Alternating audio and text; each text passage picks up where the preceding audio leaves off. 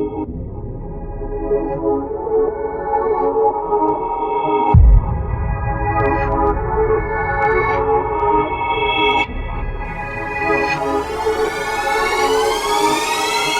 है तनिष्का, उम्र महज 13 साल। तनिष्का ने 11 साल की उम्र में 10वीं कक्षा पास की और 12वीं साल की उम्र में कक्षा 12 की परीक्षा पास की। उन्होंने 5वीं तक रेगुलर पढ़ाई की और उसके बाद राज्यपाल की विशेष अनुमति से सीधे 10वीं और फिर 12वीं कक्षा पास की। अब जब तनिष्का ने 12वीं पास कर ली है तो उनके पास कॉलेज में एडमिशन की पात्रता हो गई है। अब उन्हें यूनिवर्सिटी के सोशल साइंस विभाग में बीए में एडमिशन मिला है। तनिष्का ने कॉलेज जाना भी शुरू कर दिया है। इतनी कम उम्र में कैसे वो इस मुकाम तक पहुंची, आइए उन्हीं से सुनते हैं। मैंने 5th क्लास तक तो रेगुलर एग्ज़ाम दी थी। उसके बाद मेरे पेरेंट्स को लगा कि नॉर्मल चलने से अच्छा एक अलग करे, कुछ अलग करे। तो मेरे पापा ने सोचा कि हम कुछ नया करें। तो हमने सोचा कि हम 10th की एग्ज़ाम दें डायरेक्ट 5th के बाद। तो हमने 1 साल पूरा परमिशन के लिए निकाला। तो उस साल तो परमिशन नहीं मिली जब मैं 10 साल की थी। जब मैं 11 साल की थी तब मुझे 10th की परमिशन मिली। मैंने 10th क्लास 11 साल में करी।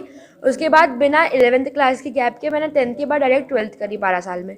और अभी मैं 13 की और अभी मैं कॉलेज में हूँ। तनिष्का ने 12वीं की परीक्षा 62.8% अंकों से पास की। तनिष्का ने अभी भले ही बीए में एडमिशन लिया हो, लेकिन वो बीए एलएलबी करने के लिए विशेष अनुमति का इंतजार कर रही हैं। तनिष्का की माताजी चाहती हैं कि राज्यपाल या मुख्यमंत्री अनुमति के लिए मदद करें। फिलहाल बता दें कि राज्यपाल की विशेष अनुमति से तनिष्का ये सब कर पाई और इसमें उनके पिता की अहम भूमिका रही। मुझे सबसे पहले तो मेरे मम्मी पापा ने मेरी परमिशन का पूरा किया।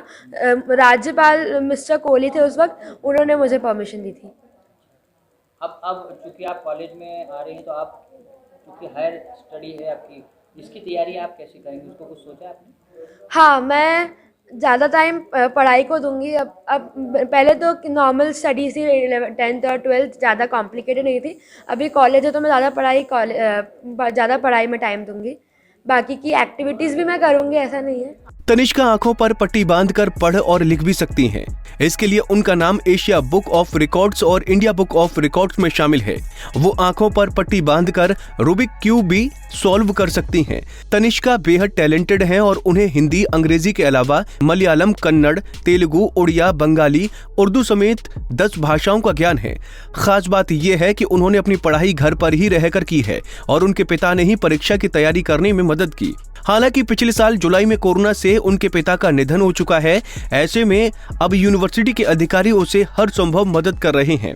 एक स्टूडेंट है तनिष्का, वो उसकी उम्र 13 वर्ष है। माननीय सांसद जी के रेफरेंस से वो सर्वप्रथम विश्वविद्यालय में आई थी कुलपति जी से मिलने के लिए। तो वो बच्ची और उसकी माता साथ में थी। उसके पिताजी अब नहीं रहे हैं और उसने जो है 12th एग्जामिनेशन पास किया था।